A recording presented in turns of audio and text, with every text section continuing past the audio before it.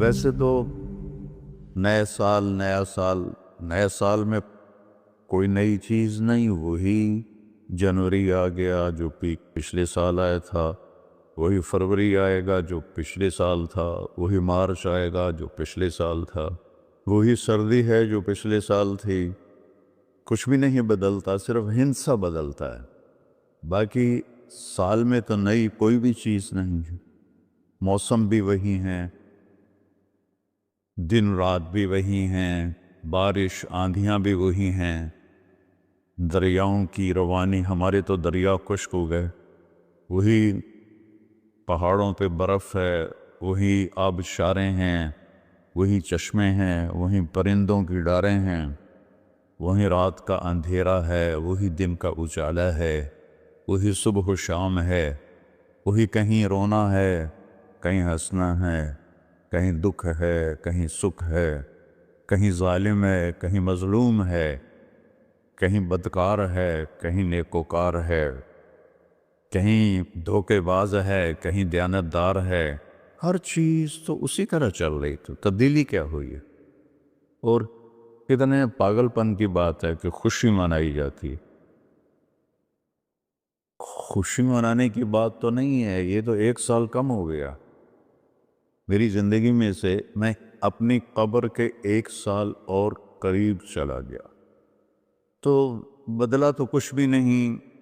ये जनवरी शुरू हो गया, फिर फरवरी आ जाएगा, फिर चलते चलते फिर दिसंबर आ जाएगा, फिर ऐसे मौसम गुम हो जाएगा और हमारी ज़िंदगी का 1 साल और घट जाएगा। कुछ चीज़ें याद रह जाती हैं, हादसात, वाक़यात, बाकी आदमी सब कुछ भुला देता है। इतनी उम्र गुजार के माजी में देखूं तो कुछ याद है, अक्सर भूल गया है। अलबत्ता पिछले साल का जो मेरे बेटे की वफ़ात का हादसा है, वो शायद मुझे मौत ही भुलाएगी, उससे पहले तो भूलने का कोई शक्ल नज़र नहीं आती। उसका वक्त था, वो चला गया। तो 2023 तो मेरी ज़िंदगी में हमेशा ही मुझे दुख देता रहे जब तक मेरी ज़िंदगी बाकी है। तो वक्त एक बहुत बड़ी दौलत है। जिन जिन चीज़ों से वक्त पैदा होता है, अल्लाह ने सब की कसम उठाई है। हर वो चीज़ जो वक्त के बनने में इस्तेमाल हो रही है, अल्लाह उसकी कसम उठा रहा है, ये बताने के लिए कि ये जो सांस है ना, अब ये कभी वापस नहीं आएगा। गई दौलत वापस आ जाती है, गई सेहत वापस आ जाती है, गिरी इमारत दोबारा बन जाती है, लेकिन ये जो सांस वक्त ने लिया है वापस नहीं आ सकता है। दिन और रात कितने बड़े डाकू हैं कि अलल ऐलान हमारी ज़िंदगी को खाते जा रहे हैं, खाते जा रहे हैं, खाते जा रहे हैं। कोई हमारे 100 रुपए जेब से निकाले तो हम कहते हो यहाँ जुमे में आ जाते हैं जेब कतरे, वो मोबाइल निकालते हैं और जी मेरा मोबाइल निकल गया। ज़रा होशियार भी रहना, पता नहीं आए ना बैठे में तो वो मेरा मोबाइल निकल। लेकिन ये सांस, एक लम्हा जो निकला है, इसे तुम वापस नहीं ला सकते। सूरज चांद की गर्दिश उल्टी नहीं हो सकती। तो इसकी अहमियत बताने के लिए अल्लाह ताला ने इन सारी चीज़ों की कसम उठाई। वशम्स व दुहाहा वल कमर इज़ा तलाहा वल नहार इज़ा जल्लाहा वल लैल इज़ा यग़शाहा वस्समा वमा बनाहा वल अर्द वमा तहाहा व नफ्स वमा सव्वाहा। 7 चीज़ों की इकट्ठी कसम उठाई है अल्लाह ताला ने। सूरज की कसम, चांद की कसम, दिन की कसम, रात की कसम, आसमान की कसम, ज़मीन की कसम, और है इंसान तेरी जान की कसम कि वक्त ने तुझे घेरा हुआ है और तुझे खींच रहा है, खींच रहा है, खींच रहा है। हर टिक टिक टिक ये कुल्हाड़े की तरह मेरी ज़िंदगी के दरख्त को काट रही है, काट रही है, काट रही है, काट रही है, और पता भी नहीं चलता, और किसी का कुछ पता नहीं कब उसका वक्त ख़त्म हो जाए। मैं अपने बारे में तो सोचता था कि 70 साल का हो गया हूँ, तो अब मेरी ज़िंदगी मतलब जावन दा वेला नेड़े ही है। लेकिन वो आसिम पे वक्त आ गया कि 36 साल का नौजवान और इतना सेहतमंद कि 30 کلومیٹر مسلسل دوڑنے کی طاقت تھی اس کے اندر، 30 کلومیٹر ایک سانس میں دوڑتا تھا، اور خانپور ڈیم کو 1 گو میں اس نے کراس کیا اور آر پار کیا۔ اس کے اوپر موت کا حکم آ گیا تو کچھ پتہ نہیں ہے، مریض سسک رہا ہے یا اللہ موت دے دے، اور جوان مانگ رہا ہے یا اللہ زندگی دے دے، اس پہ موت آ جاتی ہے۔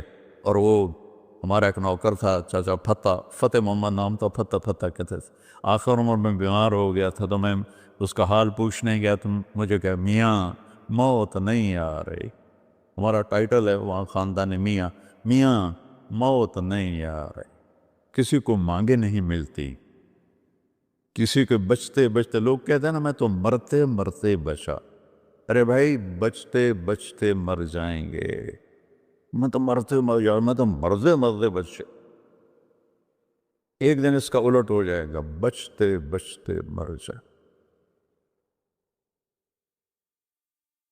وقت قیمتی چیز ہے، اور یہ قیمتی بنتا ہے اس میں کچھ بھرنے سے،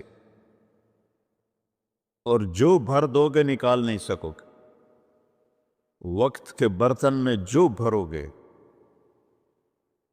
وہ بوتلوں میں یہ سیرپ مشینوں ہیں ایسے ڈال رہی ہوتی ہے نا، ایسے بوتل آتی ہے، اس میں اوپر سے وہ مشین اس کے اندر سیرپ ڈالتی ہے، وہ آگے چلی جاتی، کبھی کوئی بوتل مس ہو جاتی ہے تو خالی آگے نکل جاتی، اس کے اوپر کھڑا ہوا جو ہے کام کرنے والا، وہ اس کو اٹھا کے دوبارہ پیچھے رکھ دیتا، پھر بھر جاتی ہے۔ لیکن یہاں یہ نہیں ہو سکتا کہ میری یہ گھڑی خالی چلی گئی، کچھ بھی نہ کیا، یا موبائل سے ہی کھیلتا رہا۔ کتنے نوجوان کیا بوڑھے کیا موبائل سے کھیل کھیل اپنی زندگی برباد کر رہے ہیں، گیموں میں زندگی برباد کر رہے ہیں، چیٹنگ میں زندگی برباد کر رہے ہیں۔ وقت ایک قیمتی چیز ہے، یہ سال مہینے تو ہم نے بنائے ہیں، اللہ نے کہا تھا تعلموا عدد السنین والحساب، مہینے سال تم خود بنا لینا، میں تمہیں وقت کھلا دے رہا ہوں جب تک تمہاری زندگی ہے۔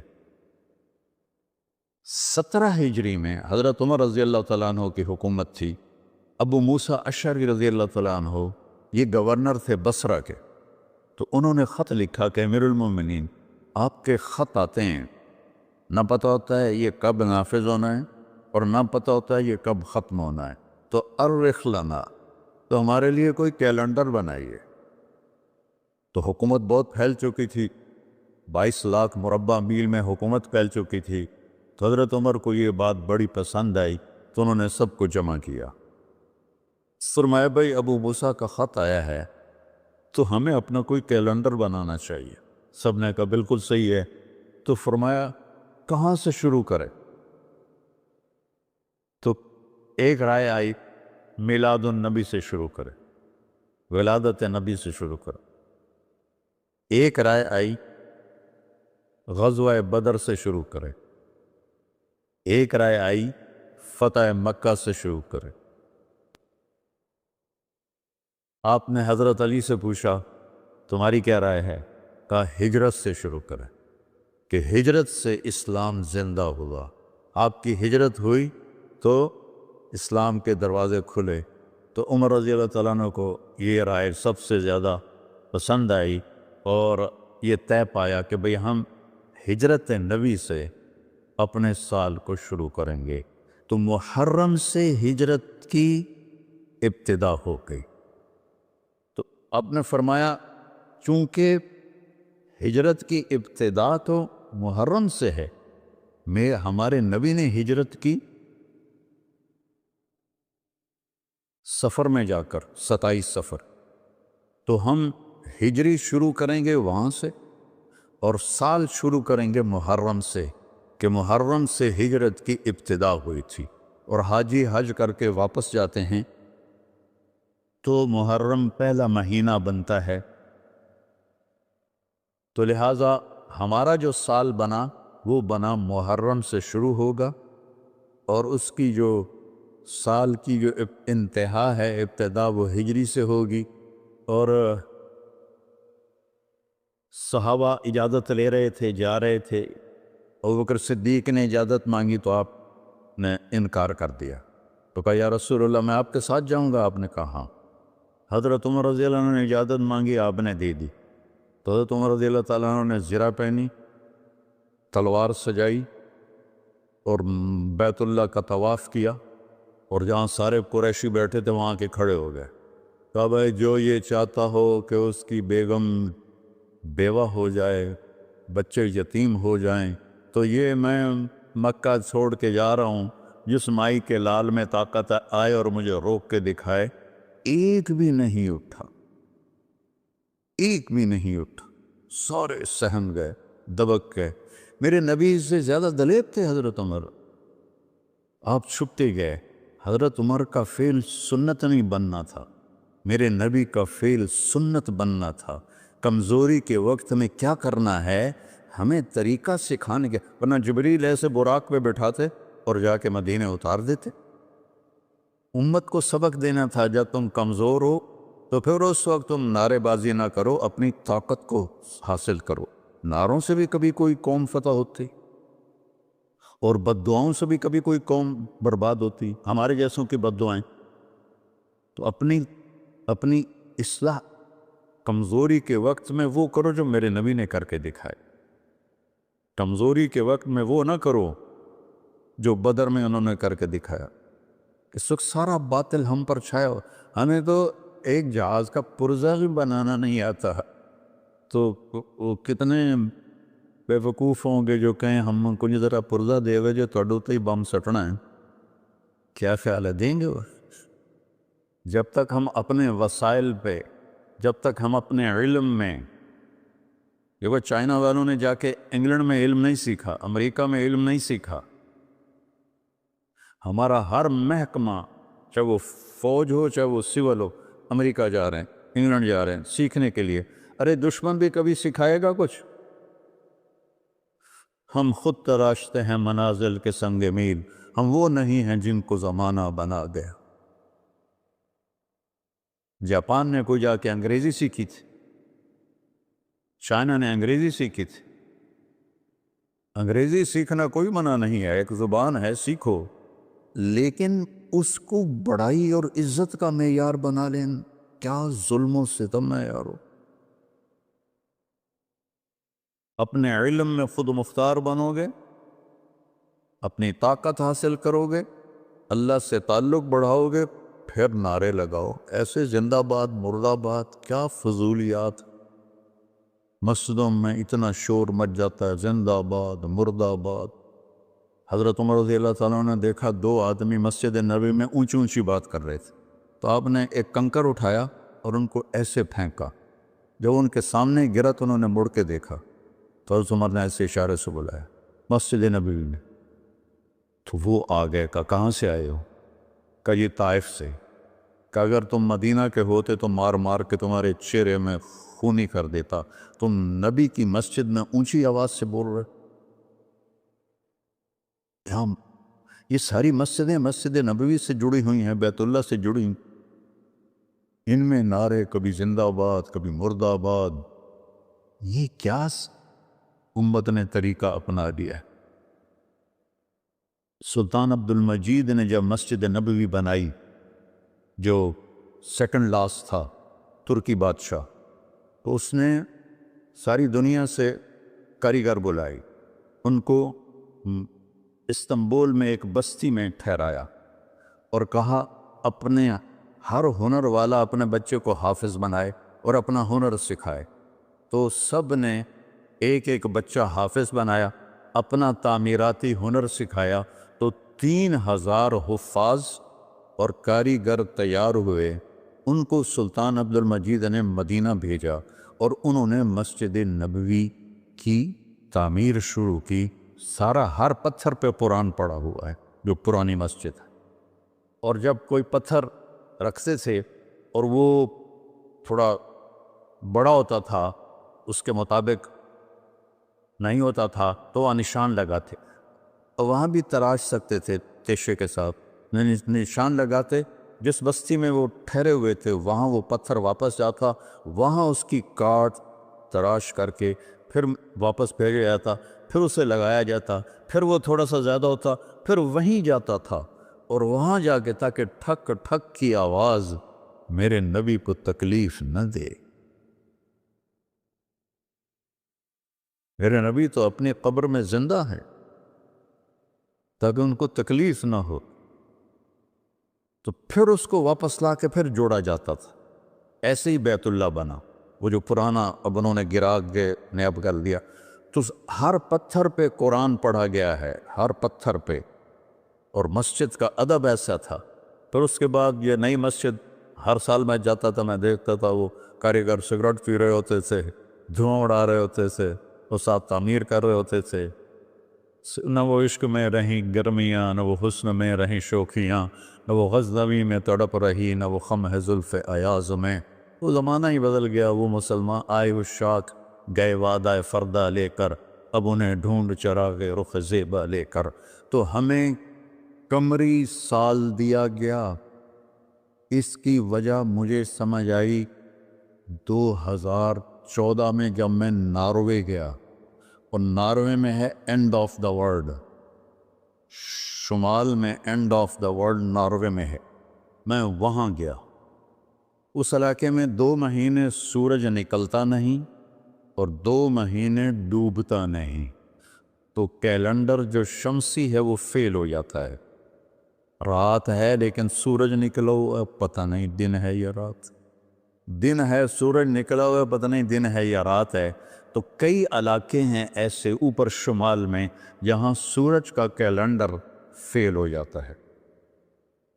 تو 3 گھنٹے کا اوسلو سے جہاز تھا، آگے 5 گھنٹے کا موٹر کا سفر تھا، 8 کلومیٹر کی سرنگیں تھیں، اور پھر آخری بستی مچھروں کی تھی، وہاں سے پھر 1.25 گھنٹہ آگے موٹر کا سفر تھا۔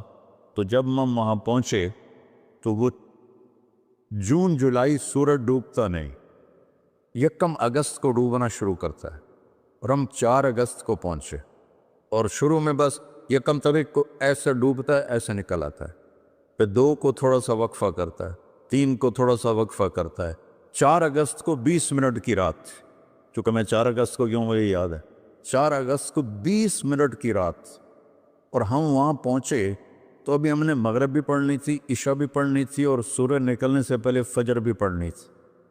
تو یہ ایک انوکھا واقعہ میرے ساتھ آیا ہے، جو شاید ہی کسی اور کے ساتھ پیش آیا ہو، یا میرے ساتھ جو ساتھی تھے، وہاں میں بھاگا اور ریلنگ تھی اس کے ساتھ کھڑے ہو کر میں نے اذان دی۔ مجھے اللہ کی مخلوق کو 2 دفعہ دیکھ کے ہیبت طاری ہوئی۔ ایک ماؤنٹ ایورسٹ کو دیکھا کہ وہ پوری طرح ننگا تھا، چوٹی خالی تھی، دیکھ کر میں بالکل گم ہو گیا، جس کے تیر اتنے بڑے ہوں وہ اللہ کتنا بڑا ہوگا۔ اور ایک وہ جب میں اینڈ آف دی ورلڈ پر پہنچا تو اس کا وہ منظر دیکھ کے میں گم ہو گیا۔ میں نے اذان دی، ٹھنڈی ہوا چل رہی تھی، تو میں نے قبلہ دیکھنا چاہا تو چاند سامنے چمک رہا تھا، سورج فیل ہو گیا تھا، چاند چمک رہا تھا۔ تو آج سمجھ میں آیا کہ اللہ نے ہمیں چاند کا کیلنڈر کیوں دیا ہے، کہ میرا نبی سارے زمانے کا نبی ہے۔ جہاں سورج نہیں نکلتا اور جہاں سورج کئی مہینے نہیں ڈوبتا، اگر وہاں کوئی مسلمان ہیں تو دن رات کا حساب کیسے لگائیں گے؟ چاند کو دیکھ کر۔ میں نے چاند دیکھا، واہ واہ اب یہ رات کھڑی ہے، تو وہ قبلہ فٹ کیا، مغرب کی نماز پڑھی۔ مغرب عشاء اکٹھے پڑھنا تو مسافر کے لیے جائز ہے باقی ائمہ کے نزدیک، تو پہلے مغرب پڑھی، پھر عشاء پڑھی، پھر ساتھ ہی میں نے فجر کی اذان دی۔ ہاں عشاء پڑھی، ایک وطر پڑھنا بھی سنت ہے، تو میں نے کہا بھائی آج ہکو وطر پڑھو کدیں فرض نہ نکل جاوے، تو ایک وطر پڑھا، پھر میں نے فجر کی اذان دی، ٹک ٹک ٹک ٹک 2 سنتیں پڑھی، پھر والعصر انا اعطینا سے میں نے فرض نماز پڑھائی، اور بیٹھے ہی تھے کہ سورج آ کے السلام علیکم۔ تو وہاں جا کے مجھے یہ بات سمجھ میں آئی کہ اللہ نے ہمیں چاند کا کیلنڈر کیوں دیا ہے۔ یہ کہیں بھی ناکام نہیں ہوتا، کہیں فلاپ نہیں ہوتا۔ سورج کا کیلنڈر کتنی جگہ ہیں دنیا میں جہاں فلاپ ہو جاتا ہے، ناکام ہو جاتا ہے۔ تو یہ ہمارے نبی کی عالمی نبوت کی ایک دلیل چاند کا نظام شمسی بھی ہے۔ تو بھائیو، میں بہت ساری باتیں وقت کے متعلق بتا گیا، کہنا تو یہ تھا کہ ہند سا بدلا ہے تو اپنے آپ کو بھی بدلیں، توبہ کریں اپنے رب کی بارگاہ میں اور گناہوں سے توبہ کریں۔ پتہ نہیں کب عاصم کی طرح کس کو موت اٹھا کے لے جائے، تو نہ جانے بلا لے پیا کس گھڑی، تو کیا کیا کرے گی کھڑی دن کے دن، نہ جانے بلا لے پیا کس گھڑی، پتہ نہیں کب موت کا ڈنکا بج جائے۔ تو بھائیو اس سے پہلے توبہ کرو، اپنے رب کی بارگاہ میں جھکو، فرائض ادا کرو، 5 نمازیں پوری پڑھو، جھوٹ نہ بولو، سچ بولو، دھوکہ نہ دو، دیانتداری سے چلو، بدکاری نہ کرو، نکاح کرو، یہ نشے نہ کرو، حلال پیو، حلال کھاؤ، حرام نہ کماؤ، حلال کماؤ، ماں باپ زندہ ہیں تو ان کے آگے اف بھی نہ کرو، بیوی بچوں سے حسن سلوک رکھو، روب جمانا نہیں۔ ماں باپ سے کہتا ہوں اولاد کی عزت کرو، اولاد کو عزت دو، انہیں ڈانٹ ڈپٹ سے نہ چلاؤ، پیار سے چلاؤ۔ اولاد سے کہتا ہوں ماں باپ کے آگے اف بھی نہ کرو کہ وہ تمہاری جنت ہیں، وہ تمہاری جنت کے دروازے ہیں، اور اپنی کمائیوں میں حلال رکھو۔ ایک دوسرے سے لڑے ہوئے ہو تو صلح کر لو، کہ اللہ پاک کو آپس کا لڑنا بالکل پسند نہیں ہے۔ اور اب یہ سیاست کا بازار گرم ہو رہا ہے، یہ نہیں منافقت ہے، منافقت کے سوا کچھ نہیں ہے، اس سے دور ہی رہو تو اچھا ہے۔ اور اگر کہیں کوئی سیاست کا کسی کو شوق ہے تو پھر اپنے مخالف کی بدخوئی نہ کرے، اس کی برائی نہ کرے، اس کو گالیاں نہ دے، اس کو برا بھلا نہ کہے، ورنہ اپنی آخرت خراب کرو گے۔ یہ ایم پی ایم این اے ٹکے ٹکے بک رہے ہیں تو ان کی کیا حیثیت؟ آج کل کے وزیروں کو کون پوچھا؟ وزیر اعظم کو کوئی نہیں پوچھتا، تو وزیروں کو کس نے پوچھنا؟ جب میں لاہور پڑھتا تھا تو مغربی پاکستان ہوتا تھا، ایک صوبہ، اور اس کا گورنر تھا امیر محمد خان اکیلا، اور پورے مغربی پاکستان کے 11 وزیر، ان کا روب بھی تھا، ان کے پاس پاور بھی تھی، ان کا پروٹوکول بھی تھا، وہ دیانتدار بھی تھے۔ کیا کریں، اپنے اوپر ہی روئیں، آنسو بہائیں۔ تو بھائی توبہ کرتے ہو سارے؟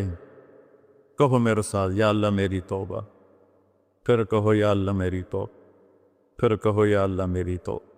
انشاءاللہ ہماری توبہ قبول ہوگی، اور اگر کبھی ٹوٹ جائے پھر توبہ کر لینا، اللہ پھر معاف کر لے گا انشاءاللہ۔